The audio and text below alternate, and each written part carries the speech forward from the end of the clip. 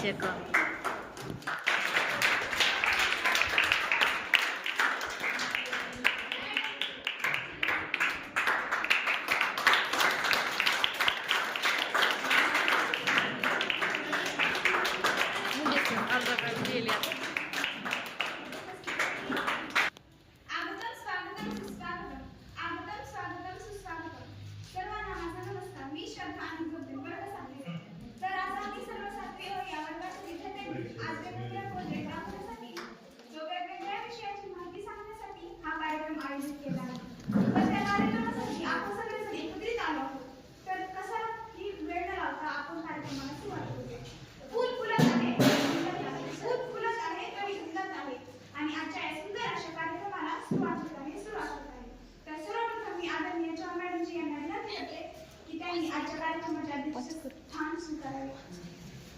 त्यांनी आजच्या कार्यक्रमाचे अध्यक्षस्थान स्वीकारले असे मी जाहीर करते व पुढील कार्यक्रमात सुरुवात करते. नेहमी आपणच आपला छान विकास साधावा, नेहमी आपणच आपला छान विकास साधावा अशी सकारात्मक दृष्टी ठेवून मार्गदर्शनाला चालावा, मार्गदर्शनाला चालावा. चला तर आता आपण जाऊया सत्काराच्या कार्यक्रमाकडे. तर सर्वप्रथम मी अध्यक्षांचा सत्कार करणार आहे. मी इयत्ता 7वी विद्यार्थी आहे. मी तर व्हॅक्यूम क्लीनर बनवायचा प्रयत्न केला होता, पण हे हेअर ड्रायर बनला आहे. ह्यासाठी मी एक बॉटल, एक पाईप, एक मोटर, एक फॅन आणि एक USB पाईप घेतला होता. आणि ह्याला जर हे जोडलं तर पुढे हवा येते.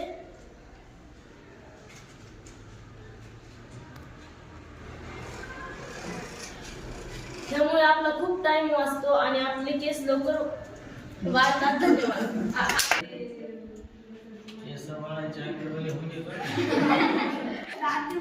तर पुढे मी ज्ञानेश्वरी आमंत्रित करते. मित्रांनो, मी आज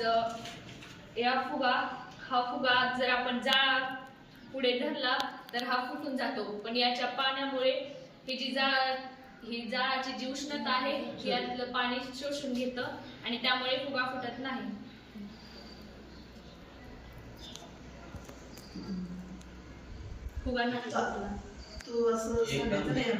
friends, my name is Dnyaneshwari Shahaji Rokade.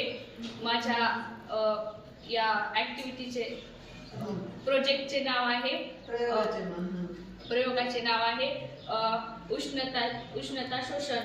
आपण या फुग्यामध्ये हवा भरली आहे आणि या फुग्यामध्ये पाणी भरलेले आहे. या फुग्यामध्ये हवा भरलेल्या असल्यामुळे हा फुगा लगेच फुटणार आणि त्या फुग्यामध्ये पाणी भरलेले असल्यामुळे हा फुगा पाण्याने भरलेला आहे, पण हा फुगा फुटणार नाही, कारण हे पाणी ह्या जाळाची उष्णता शोषून घेत आहे. तर पुढे मी गीतांजली टोनगे तिला आमंत्रित करते.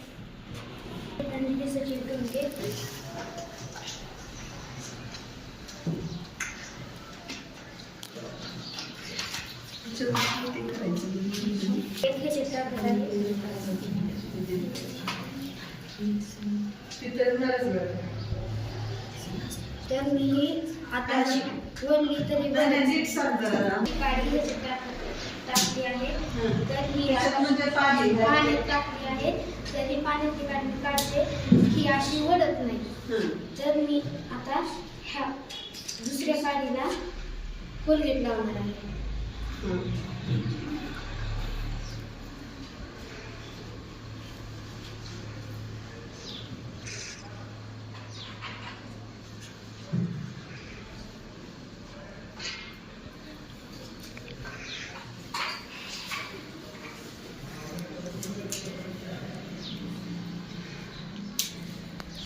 कोलगेट लावलेली काढून आता ह्याच्यात टाकली. ती बुडली का तर राहील? कुठं बुडली? खाली गेली नाही ना ती, तळाशी का पाण्यावर तरंगताना दिसती ना. तरी मी आता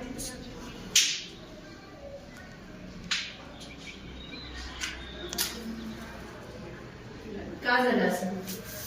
ह्या कोलगेटमुळे झालं, कारण की ह्याच्यात केमिकल आहे. कशात? ह्या कोलगेट ऑलरेडी त्या काडीच्या फुलात केमिकल आहे. फक्त ते काय झालंय त्याला त्याच्या लक्षात येईल त्या कोलगेटमुळं त्या ओलीच झालेली. ओलच झालं. लक्षात आलं का तुला की पुढचं जे ज्याला आपण म्हणतो पुढचा भाग आहे केमिकलचा तो त्याच्यामुळे तुझ्या कोलगेटमुळे तो पाण्यात झाला आणि त्याच्यामुळे ती काळी ओढली. प्रयोग करताना कधी बी का होत आहे आणि का होत नाही दोन्ही मनालाच प्रश्न विचारायचे आपण प्रयोग करताना. ठीक आहे, तू केलाच प्रयत्न खूप चांगलं तसं करायचं करताना. धन्यवाद विचारलेली. तर पुढे मी जाणीव नरवटेला आमंत्रित करते. मित्रांनो, माझे नाव जाणीव नरवटे आहे. मी तुम्हाला ज्वालामुखीचा उद्रेक सांगणार आहे.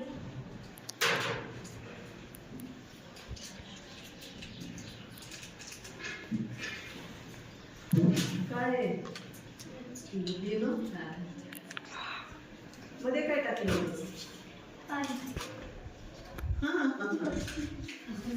तर मित्रांनो, ज्वालामुखीच्या उद्रेकामुळे आसपासचा परिसर नष्ट होतो व इतर जीवजंतू पण नष्ट होतात. ज्वालामुखीच्या उद्रेकातून लावारस बाहेर येतो व त्या लावारसापासून सोने, चांदी, पितळ व लोहार इतर धातू बनतात. पृथ्वीच्या घर्षणामुळे लावारस बाहेर येते व ज्वालामुखीच्या जवळचे पशु वृक्ष नष्ट होतात. महाराष्ट्राचा दख्खन भाग लावारसने बनला आहे व त्याला दख्खनचा पठार असे म्हणतात. भारतात एकूण चार ज्वालामुखी आहेत. धन्यवाद. तर पुढे मी श्रेया कसला आमंत्रित करते. माझे नाव श्रेया अंगद तट. मी आज घाण पाण्यापासून शुद्ध पाणी बनवायचा प्रयोग केला आहे. मी ह्याच्यामध्ये तांदूळ, कोळसा, मोठी वाळू, छोटी वाळू आणि माती टाकलेली आहे. कशात हे केली? ते कशात ठेवले? बॉटलमध्ये. दुसरी एक बरी बॉटल वरचा भाग बॉटलचा. वरच्या ह्याच्यामध्ये.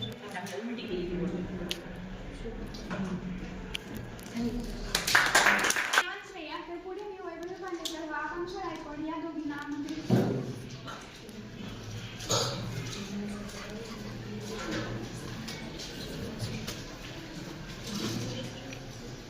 नमस्कार, माझे नाव आकांक्षा गायकवाड आहे आणि माझे नाव वैभवी सूर्यकांत मालेकर आहे. आज आम्ही तळणारा लिंबू हा प्रयोग करणार आहोत. तर अगोदर आपण त्यामध्ये पाणी टाकलं.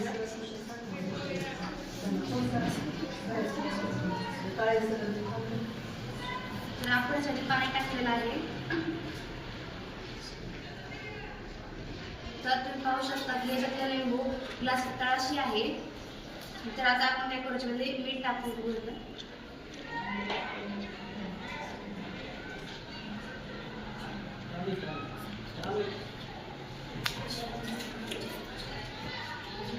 काय घेतलं त्याच्यात? पाणी आहे का?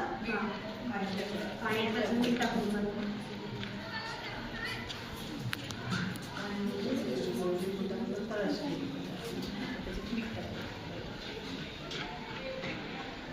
तर तुम्ही पाहू शकता की हा लिंबू आता पाण्याच्या वर तरंगला आहे. कारण मीठ टाकल्यामुळे पाण्यात जास्त क्षार वाढल्यामुळे हा लिंबू पाण्याच्या वर तरंगत आहे. धन्यवाद. कोणता क्षार आहे?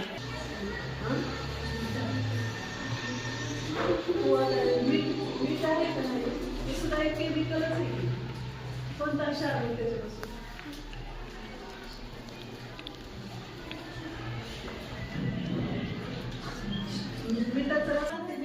तर पुढे मी प्रिया काकलेला आमंत्रित करते. माझे नाव प्रिया नारायण काकडे आहे. मी आज तुम्हाला खराब पाण्यापासून चांगलं पाणी व्हायचं फिल्टर करून दाखवलेलं आहे. त्याच्यासाठी मी एक ग्लास घेतलेला आहे, एक बॉटल घेतलेली आहे, तळाला कपडा लावलेला आहे, त्याच्यावर कापूस ठेवलेला आहे, त्याच्यावर कोळसा, दगड, वाळू, माती असं सर्व टाकलेलं आहे. त्याच्यावर खराब पाणी टाकलेलं आहे. खाली चांगलं पाणी येत आहे कारण की हे सगळ्यांपासून चाळून पाणी स्वच्छ येत आहे. ह्याचे युजेस ही आहेत की हे पाणी आपण स्वच्छ पिऊ शकतो, ह्याला आपण स्वयंपाकाला घेऊ शकतो. धन्यवाद. तर मी आजचा आता एक रेसिपी सांगणार आहे. आपण जे जुन्या काळात भांडे वापरत होतो ना, ते मी आता बनवून आणलेले आहे. छोटे छोटे बनवून आणलेले आहे. हे जे होते ते पहिल्या काळामध्ये मोठे होते, परंतु मी छोटे कपड्यात आणलेले. तर हे जे आहे ते आहे देऊळ छोटंसं. पाहू शकतो तुम्ही किती छोटं आहे आणि सुंदर पण आहे.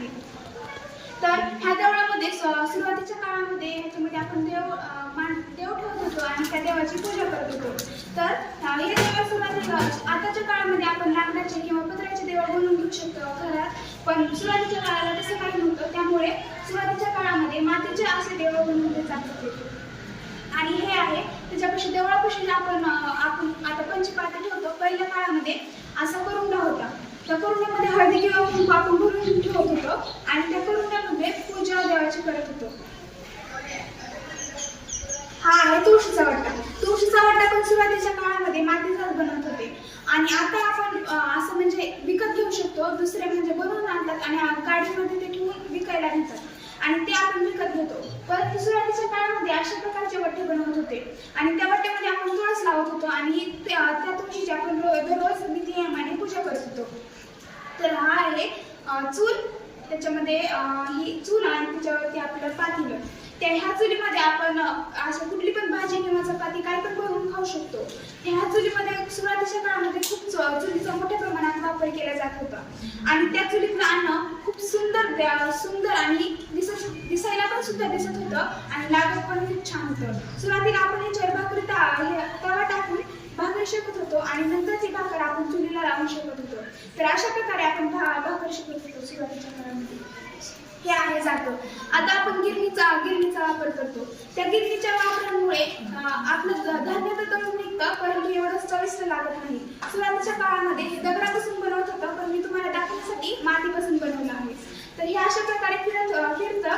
त्याच्यामध्ये आपण गहू, ज्वारी कुठलं पण धान्य टाकून त्याला दळून घेऊ शकतो आणि आपल्याला जर डाळी पण बनवायच्या असल्या तर आपण ह्याच्यामध्ये टाकलं की ह्याच्यामध्ये डाळ पण बनवू शकतात. ही आहे काटवट. आता आपण पेटीमध्ये भाकर करतो, पण जुन्या काळामध्ये काटवटीचा वापर खूप मोठ्या प्रमाणात होता.